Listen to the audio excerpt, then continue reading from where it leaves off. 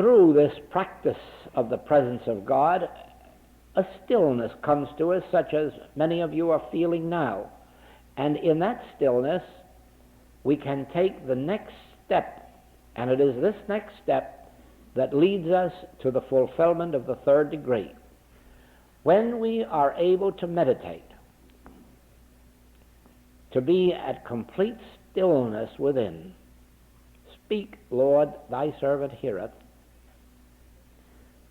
When we have reached that place where the mind is no longer busy with statements of truth or affirmations, but has become a listening post.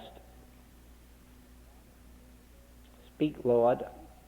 God is not out there in the problem. God is not out there in the whirlwind. God is not out there in my enemies. God is in the still small voice. He uttereth his voice, the earth melteth.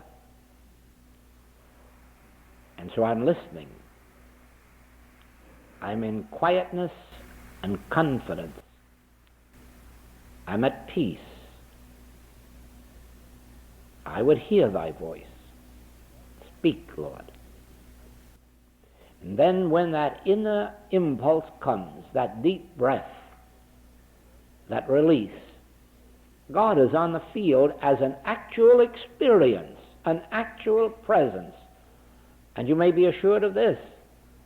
It has instantly gone out to bless, to heal, to redeem, to resurrect. For it is literally true that this presence within is the power of resurrection. It will resurrect your health, your body, or your business. It will resurrect your personal life or your family life. But you must come to the third degree, that place of actual realization of the presence. The preparation for it is the purification period, in which you change from that human who lives by an eye for an eye and a tooth for a tooth and let's stone her to death or let's imprison them for punishment or whatnot. You change from that in the purification process to the person who is living by forgiveness and by praying for those who need prayer, for praying for those living, praying for those who need light and enlightenment. And through that purification, we are lifted to the third stage in which this experience takes place within. And thereafter, we no longer live by faith. We no longer live by believing there is a God. Now we live by the actual experience of God. Now God has become a living experience, as vital and as real to us as to any of the mystics of old. And when that experience comes, you will understand why the Master could say, God is not to be worshipped in holy mountains, nor in that temple in Jerusalem. For the kingdom of God is neither low here nor low there. The kingdom of God is within you.